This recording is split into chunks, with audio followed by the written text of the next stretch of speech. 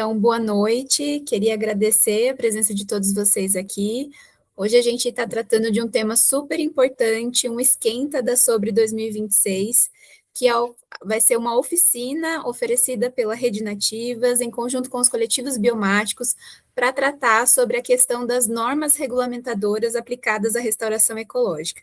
Então, a gente está pensando em várias questões relacionadas a esse tema, e hoje a gente tem uma ótima convidada aqui, que é a Maria Ramos, que ela é engenheira florestal, pós-graduada em Engenharia de Segurança do Trabalho e técnica em Segurança do Trabalho e brigadista civil. Com um currículo desse, a gente só tem a aprender nesse período aqui, e vamos junto com a gente. Passo a palavra, então, agora para a Maria, e agradeço muito por ela ter topado estar aqui com a gente hoje e construído com a gente mais uma proposta da Rede Nativas na Sobre 2026.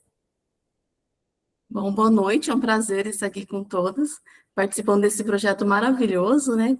Pretendo ajudá-las no que for preciso e trazer essa parte de segurança para a nossa área do meio ambiente. Então, vou apresentar para vocês aqui a minha tela, compartilhar. Então, ela vai falar do quê? Ela vai tratar tanto na parte de agricultura, pecuária, silvicultura, que é hoje o nosso ponto-chave, né? Que nós vamos falar também aqui, focado na restauração ecológica. Fala também da exploração florestal e aquicultura. Ou seja, então essa norma, ela vai ter tratativa para todos esses meios no meio rural. Pode passar, por favor? Esse aqui, ele é o sumário da NR31.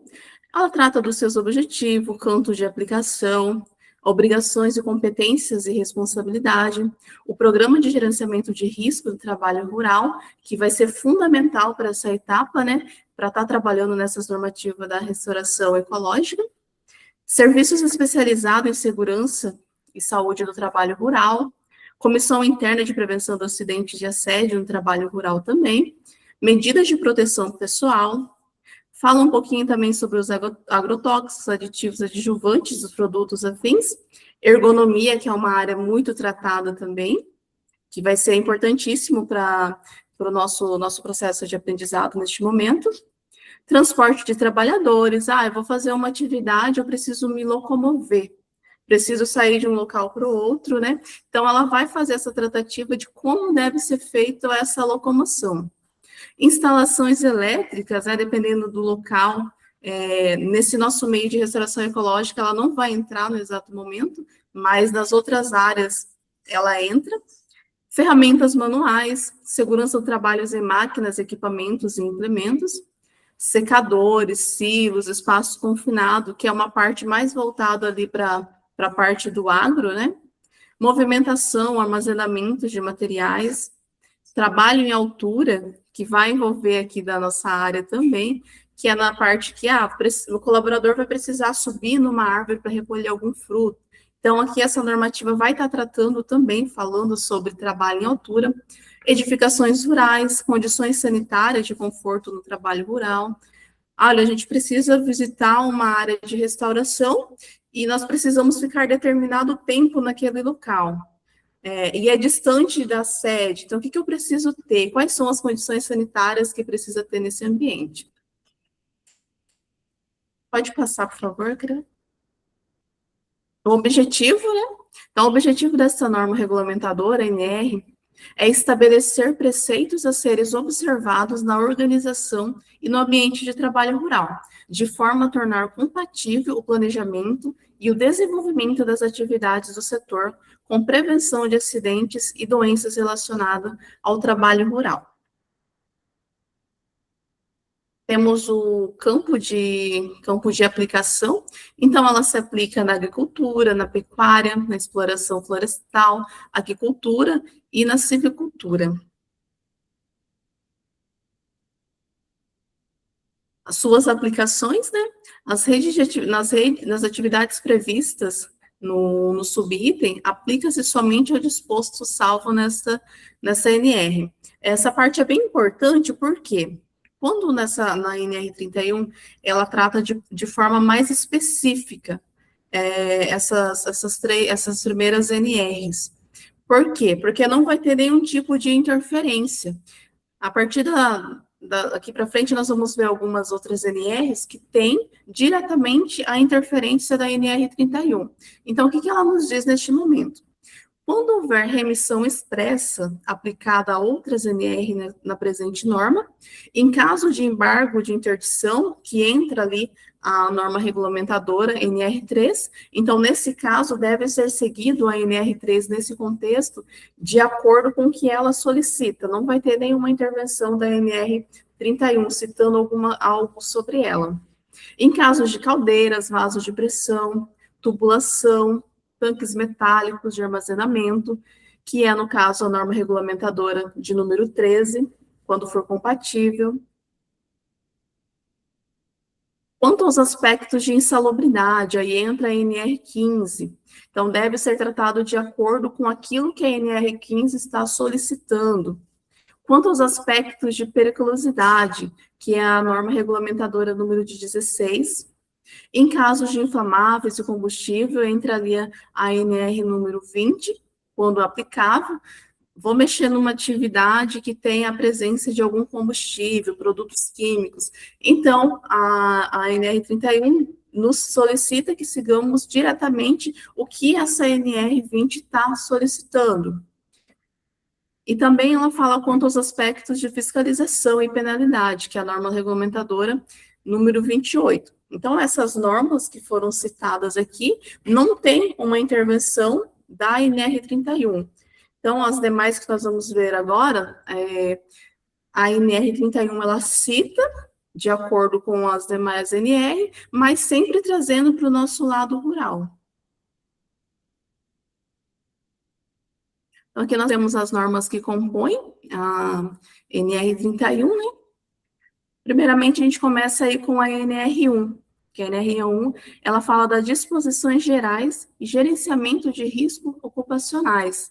Ou seja, e a gente percebe que aqui no subitem citado, nós temos o subitem 31.3.1.3. Significa que, dentro da NR31, ela está fazendo essa citação da NR1, ou seja, voltada para a área rural. Então, o que ela nos diz? O empregador deve comunicar aos trabalhadores sobre os riscos consolidados no inventário de riscos e as medidas de prevenção do plano de ação do PGRT. Então, se nós formos olhar a NR1, ela vai falar que nós precisamos ter um PGR, que é um laudo onde nós vamos aglobar, fazer como se fosse uma investigação. Quando a gente entra para fazer uma parte de restauração ecológica, nós vamos ver qual que é a área a ser desenvolvida, o que aconteceu, como que nós vamos fazer esse reflorestamento, o que vai precisar. Então, a gente faz toda aquela investigação, vê onde que é essa propriedade, quais são os animais que estão expostos lá, se é só animais peçonhentos, se tem algum outro tipo de animal que pode trazer mal à nossa saúde, como, por exemplo, eu vou num local e eu sei que tem uma exposição de javali. Então, a gente faz todo esse estudo antes de começar uma restauração ecológica. Dessa mesma forma, funciona esse gerenciamento de risco. Eu vou analisar todas as minhas atividades, o que vai ser feito, para, a partir daquele momento, eu conseguir enxergar quais são os riscos que são aplicados. Então, o item 31.3.2, ela vai dizer o quê? O PGRT deve contemplar os riscos químicos, riscos físicos, riscos biológicos, de acidente e os aspectos ergonômicos, sendo na sua abrangência a complexibilidade dependente das características dos riscos e das necessidades de controle. Então, aqui a gente já começa a perceber que é justamente aquilo que vocês estão buscando. Não, nós vamos trazer normativas para a parte da restauração ecológica. Então, a gente vai analisar, eu vou ver o passo a passo dessa minha restauração, vou visualizar quais são esses riscos. Tem risco químico? Não, nessa parte não tem risco químico, mas tem um risco biológico, tem risco de acidente, tem aspectos ergonômicos. Então, a partir desse momento, dessa parte da NR1, e que é tratada com os itens de citação da NR31, a gente consegue ter essa visão mais ampla daquilo que eu preciso para poder montar um meio de trabalho, uma cartilha, um procedimento para fazer essa atividade com segurança. A disposição do gerenciamento de riscos ocupacionais, conforme eu citei. Olha, vamos ter um ataque, digamos assim, eu coloquei a imagem de javali, que é aqui aí no Mato Grosso, né? Isso aí que tem algumas propriedades que tem. Inclusive, na minha época de estágio, nós fomos fazer uma atividade e naquela área tinha javalis. Então, a gente fazia as medições em campo, assim, amedrontados, porque a qualquer momento poderia ocorrer um incidente ali. Então, da mesma forma, a gente tem essa questão com os animais exóticos, corre o risco aí de acontecer algum incidente com animais peçonhentos, temos o risco físico também, a gente está em contato com o sol, com tempos intérpretes. Então, nessa parte, a gente tem todos esses riscos, e é justamente o que a gente precisa fazer. Então, a NR31 vai tratar desses dispositivos, onde eu faço todo o mapeamento da minha atividade, vejo quais são os riscos que eu estou exposto, e entro com a medida para prevenir esses incidentes.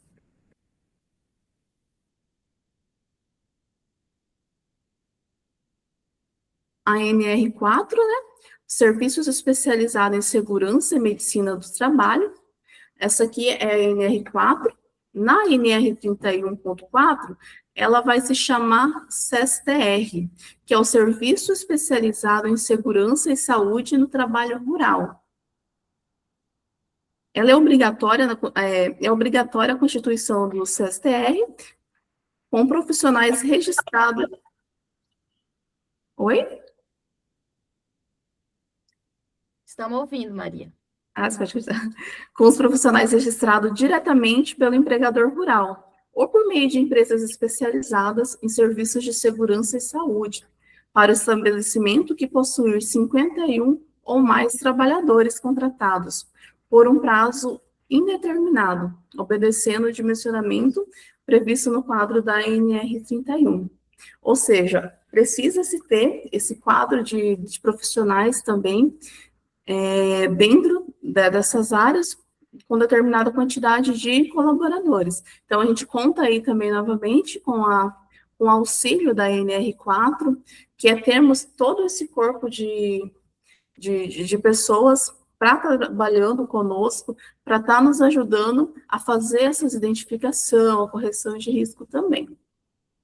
Próximo slide. O CSTR é composto por profissionais especializados.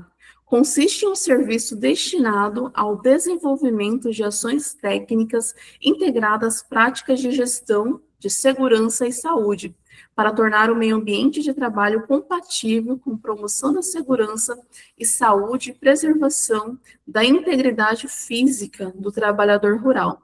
Por exemplo, hoje em dia eu faço parte do SESMIT.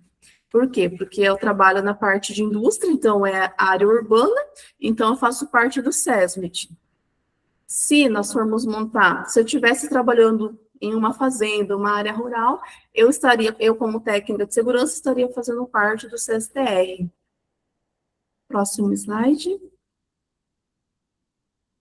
A famosa CIPA, né? Quem que nunca ouviu falar da CIPA? A CIPA é a Comissão Interna de Prevenção de Acidentes, e agora também de assédio, né? Então, percebe que, novamente, a NR31, ela nos traz uma sigla, duas siglas a mais, que no caso é a CIPA-TR, que é a Comissão Interna de Prevenção de Acidentes de Assédio e Trabalho Rural, que ela vai ter como objetivo a promoção da saúde e prevenção de acidentes de doenças relacionadas ao trabalho, de modo a compatibilizar permanentemente o trabalho com a conservação da vida do trabalhador. O empregador rural ou equiparado, que mantenha 20 ou mais empregados contratados por prazo indeterminado, fica obrigado a constituir e manter o funcionamento por estabelecimento uma CIPA-TR. Ou seja, a gente recebeu essa nova sigla agora com a CIPA. Por quê? Porque ela está se tratando ali de assédio.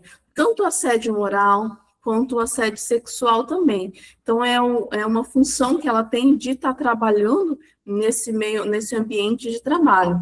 Então, nós sabemos, principalmente por sermos mulheres, que determinada parte, não sei se já aconteceu com algumas de vocês, mas comigo já, infelizmente, já aconteceu da gente acabar, infelizmente, sofrendo assédio no nosso ambiente de trabalho.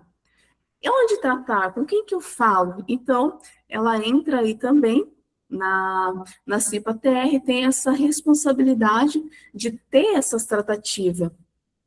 Teve agora, recentemente, entrou em vigor na NR1, todos os riscos psicossociais, onde trata também a questão do assédio moral e assédio sexual, que é uma forma de ter como a gente ter o que recorrer. Nossa, eu sofri um assédio moral, sofri um assédio sexual, quem que pode me ajudar? Então, essas comissões, elas entram ali também para estar nos ajudando, nos respaldando no nosso ambiente de trabalho. Próximo slide. A gente fala um pouquinho aqui sobre a NR6, falando sobre equipamentos de proteção individual, os nossos famosos aí, os nossos EPIs.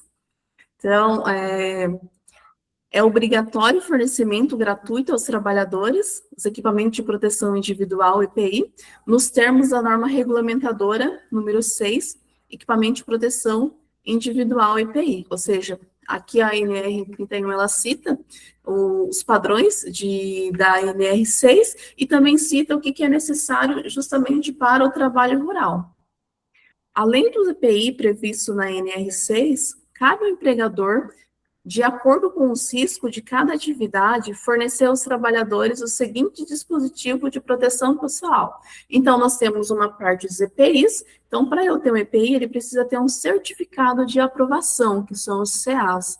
Mas nós temos outros dispositivos que são de proteção pessoal. Pode passar o slide, por favor? Que são considerados também para termos essa proteção, que são eles: chapéu ou boné tipo árabe, legionário contra o sol, protetor facial contra lesões ocasionadas por partículas, respingos, vapores de produtos químicos ou óculos contra ação de líquidos agressivos. Aqui percebe que ele cita parte também de produtos químicos. Por quê? Porque a CNR, ela está tanto para a parte de silvicultura quanto para a parte de agricultura, então ela já é de forma geral para todos esses campos. Perneira contra picada de animais peçonhentos, colete refletivo ou tiras refletiva para sinalização, vestimenta de corpo inteiro para proteção biológica, bota ou botina com solado sem ranhuras para atividades que envolva montaria de animais e roupas especiais para atividades específicas. Então, nessa parte que é bastante utilizado na restauração ecológica, então a gente vê que entra ali, quando nós vamos para uma atividade, nós vamos bem preparado, colocamos uma camisa de segunda pele contra a proteção do sol, utilizamos um boné, utilizamos uma perneira, uma bota. Então, são EPIs que nos ajudam na nossa atividade, no nosso dia a dia. Pode passar para o próximo slide.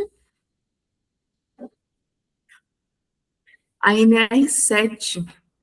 NR7 é o Programa de Controle Médico de Saúde Ocupacional, o PCMSO. O empregador rural equiparado deve garantir a realização de exames médicos, obedecendo aos seguintes requisitos: exames admissional, que deve ser realizado antes do trabalhador assuma suas atividades. Importante lembrar que eu vou fazer uma atividade, eu estou lá na minha atividade de restauração ecológica.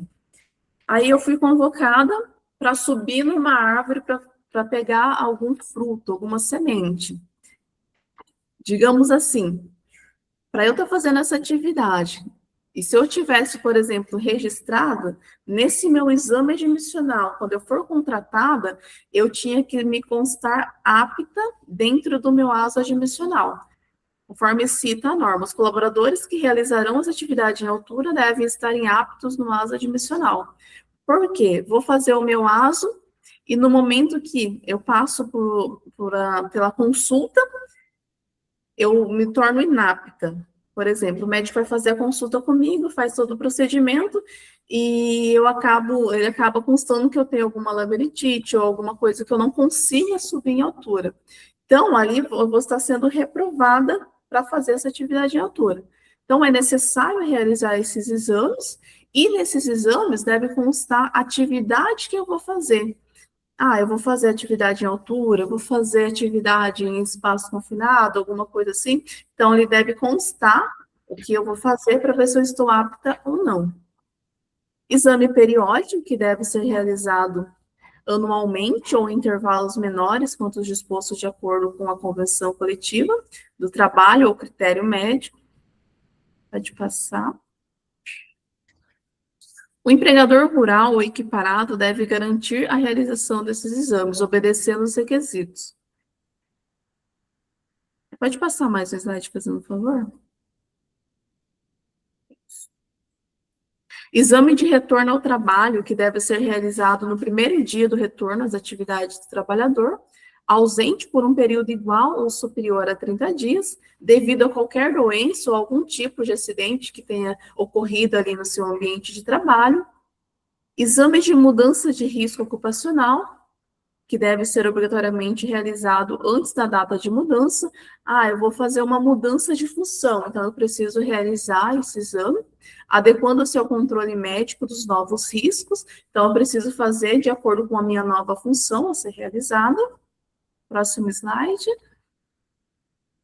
No exame demissional, o exame clínico deve ser realizado em até 10 dias, contados no término do contrato, podendo ser dispensado em caso de exame clínico mais recente, tenha sido realizado há menos de 90 dias, salvo disposto de acordo com a Convenção Coletiva do Trabalho. Próximo slide. Nós temos também a NR9, que ela vai falar do quê? Avaliação de controle das exposições ocupacionais, agentes físicos, químicos e biológicos. Então, o que a NR31 nos fala sobre essa NR? Os parâmetros para avaliação dos riscos e da exposição dos trabalhadores aos agentes físicos, químicos e biológicos e dos critérios para a prevenção dos riscos à saúde dos trabalhadores, decorrente das exposições ocupacionais, devem ser realizados conforme os anexos da norma regulamentadora, número 9, avaliação e controle das exposições ocupacionais a agentes físicos, químicos e biológicos. Ou seja, então, ele cita que nós vamos seguir diretamente de acordo com aquilo que a NR9 nos proporciona. Próximo slide. Temos a NR17, que trata-se da ergonomia. O trabalhador rural ou equiparado deve adotar princípios ergonômicos que visem a adaptação das condições de trabalho às características psicofisiológicas dos trabalhadores, de modo a proporcionar adequadas condições de conforto e segurança no trabalho. As condições de trabalho incluem aspectos relacionados ao levantamento, transporte e descarga de materiais, ao mobiliário, às máquinas e equipamentos, as condições ambientais do posto de trabalho e a própria organização do trabalho. Quando nós tratamos de ergonomia, na parte de restauração ecológica, nós temos aí a parte de postura, né? A gente fica agachado, parte de estar levando as mudas, como é que a gente vai fazer esse transporte, o que eu vou estar levando, como que eu vou estar fazendo todo esse meio de locomoção. Então, aí a gente pode citar, né, nessa parte de ergonomia, visando nessa parte de locomoção das mudas, conforme eu mostrei aqui na figura, está nos mostrando, eu uso um carrinho de mão para estar auxiliando.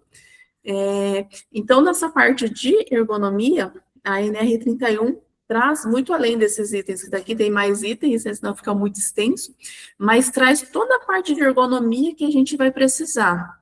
Olha, o que eu vou precisar lá na minha restauração ecológica? Identifiquei que eu tenho determinada atividade para fazer, determinado passo a passo, então eu vou ver onde que ela entra para me ajudar, para que eu não sofra postura inadequada, como carregamento, então ela vai nos auxiliar nesse contexto. Próximo slide. Ferramentas manuais. Ferramentas manuais é bem utilizado, não é verdade? O empregador deve disponibilizar gratuitamente ferramentas, acessórios adequados ao trabalho, substituindo-os sempre que necessário. As ferramentas devem ser seguras e eficientes, devendo ser utilizadas exclusivamente para os fins que se destinam e mantidas em condições adequadas de uso. As ferramentas de corte devem ser guardadas e transportadas em bainhas. Então, às vezes, a gente precisa fazer uma atividade. Fazer uma atividade em altura, preciso recolher uma determinada semente, um determinado fruto, eu vou estar fazendo essa minha escalada, muitas vezes com o bacão, vou estar carregando ali comigo, e olha onde tem um risco enorme com essa parte. Como que eu vou estar fazendo essa escalação? Como é que eu vou estar subindo com um material, com uma ferramenta ali que eu posso cair, eu posso me cortar? Então, dentro dessas partes, nós vamos estudar qual é a melhor forma de estar fazendo essa atividade. Para quê? A pessoa que for fazer essa parte de colheita, ela não sofra nenhum acidente, e se vir sofrer algum acidente, ela não corra o risco de, além da queda, ela acabar se cortando ali com o equipamento que ela está levando.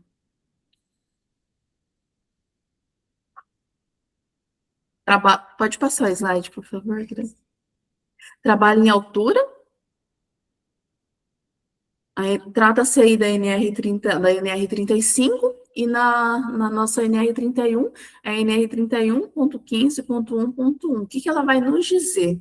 As medidas de prevenção contra risco de queda nas atividades de colheita e tratos culturais devem ser estabelecida no PGR-TR, aplicando-se, neste caso, apenas o subitem de 31.15.9 e seu subitem deste capítulo. Ou seja, onde é que eu vou tratar melhor as minhas medidas de proteção e como vai ser realizada essa minha atividade de altura?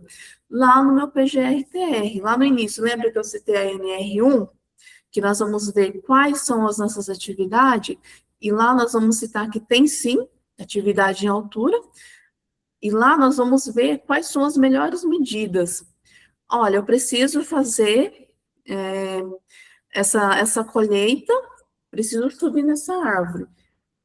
Eu realmente preciso subir nessa árvore? Tem alguma forma com que eu possa estar tirando esse risco? Eu consigo fazer essa colheita usando algum tipo de gancho, algo semelhante, para evitar com que a pessoa se exponha à altura? Então, primeiramente, nós vamos analisar toda essa situação, ver se eu consigo diminuir, tirar aquele risco. Ah, não consigo tirar esse risco, eu preciso realmente subir. Então, ali dentro, os especialistas, os técnicos, vão estudar qual que é a melhor forma mais segura para estar realizando essa atividade em altura. O item 31.15.9 considera-se o trabalhador capacitado para trabalho em altura, aquele que foi submetido e aprovado em treinamento semipresencial ou presencial, teórico, prático, com carga horária mínima de 8 horas, cujo conteúdo programático deve incluir alguns itens. E também, principalmente, ele deve passar lá dentro do ASO, né? A pessoa deve ser apto, que aí é um ponto fundamental. Nossa, eu passei, eu consegui passar no meu ASO, passei pela consulta médica e estou apto para trabalhar em altura. Tranquilo. Aí o colaborador vai fazer um treinamento de altura. Próximo slide, por favor.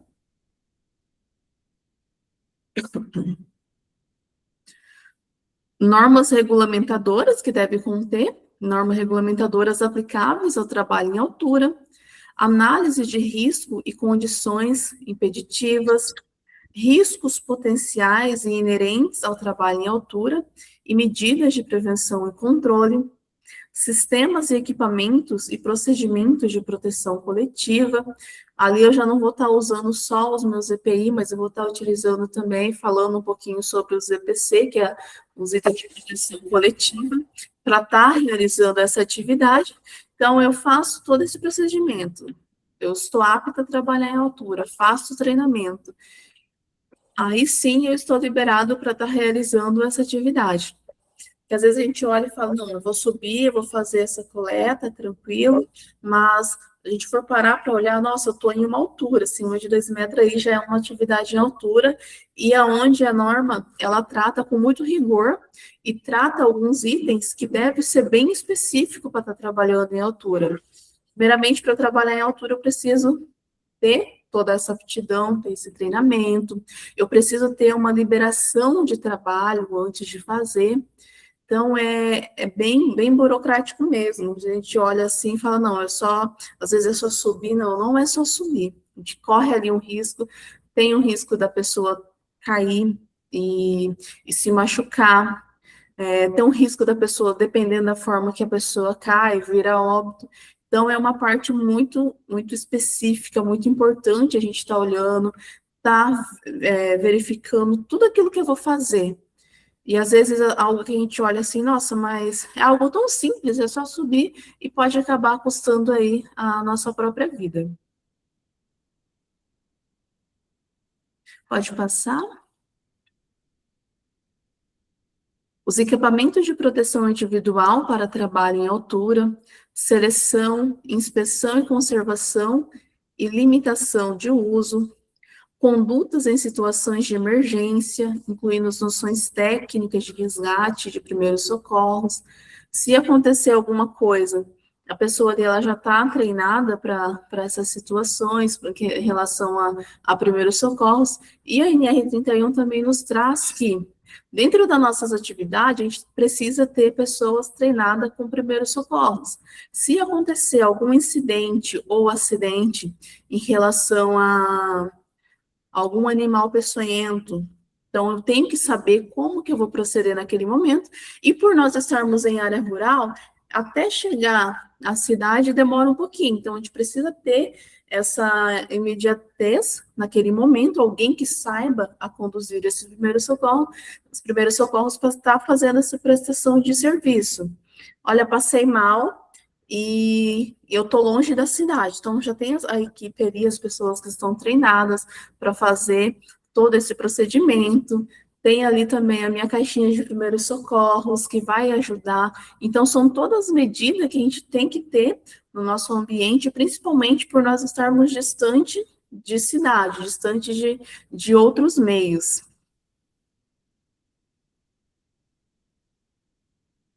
Já vamos chegando aqui nas nossas considerações finais, né? A restauração segura é produtividade com vida. Volte para casa com segurança. Então, nesse nosso meio de realizarmos aí as nossas atividades, na nossa restauração ecológica, que é um trabalho muito bonito, né? Que é um trabalho que é para trazer vida para o nosso meio ambiente. Então, nada mais importante aí do que nós preservarmos a nossa vida, realizarmos esse projeto tão lindo com segurança, podemos voltar para casa com aquela sensação de satisfação por estar fazendo aquilo que nós gostamos e, principalmente, poder voltar para casa com segurança, com saúde. Obrigada, Maria. Foi muito bom ter esse momento com você hoje aqui. A gente separou algumas perguntinhas que talvez você ajude a gente a pensar melhor sobre esse tema, que é super importante, relevante dentro da nossa área. E sendo uma área tão nova, a gente fica muito preocupado porque a gente entendeu que a restauração ecológica ela não tem uma diretriz única, né? Ela acaba às vezes não se amarrando tanto às NRs quanto necessário, né? E aí uma das perguntas que eu trouxe aqui, ela relaciona um pouco isso, né? Eu escrevi aqui, Maria, a NR31 é voltada para a segurança e saúde no trabalho na agricultura, pecuária, silvicultura, exploração florestal e aquicultura.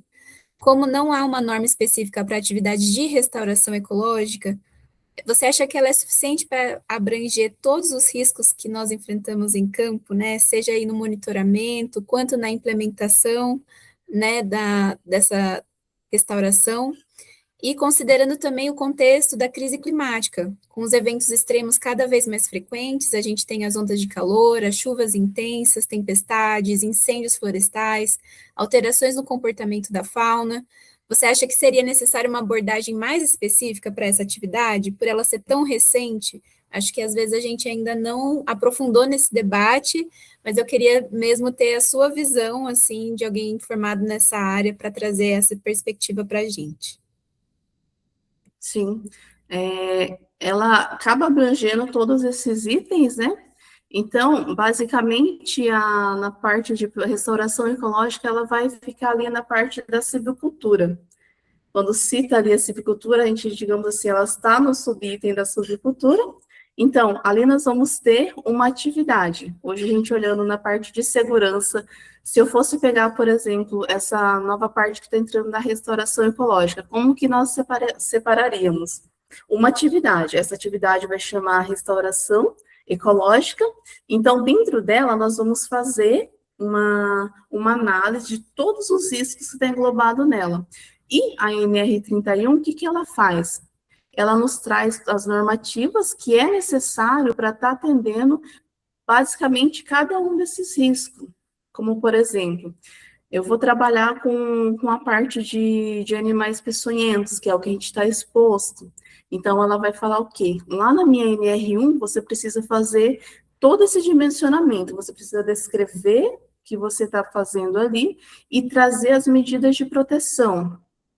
Dentro da NR1 também entra a parte de intérpretes. Eu vou fazer uma atividade e eu corro risco de estar exposto ao sol. A gente sabe que está cada vez mais calor. E, ao mesmo tempo, principalmente aqui no estado de São Paulo, fora de época, está chovendo, está fazendo frio. Então, ali, ela traz o quê? Na parte de que eu estou fazendo essa atividade e eu estou correndo risco de altas temperaturas, de chuva, eu tenho a forma de recusa de não fazer aquela atividade, porque eu estou colocando a minha vida em risco.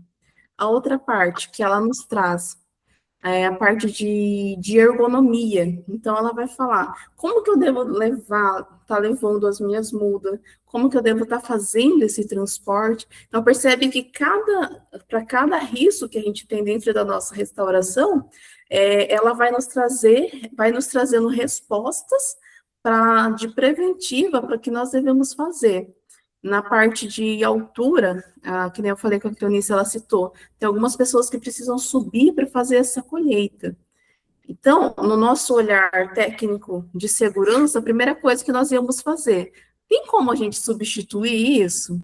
Tem como eu criar alguma coisa para evitar com que eu exponha a pessoa que está me ajudando para ela não fazer essa atividade?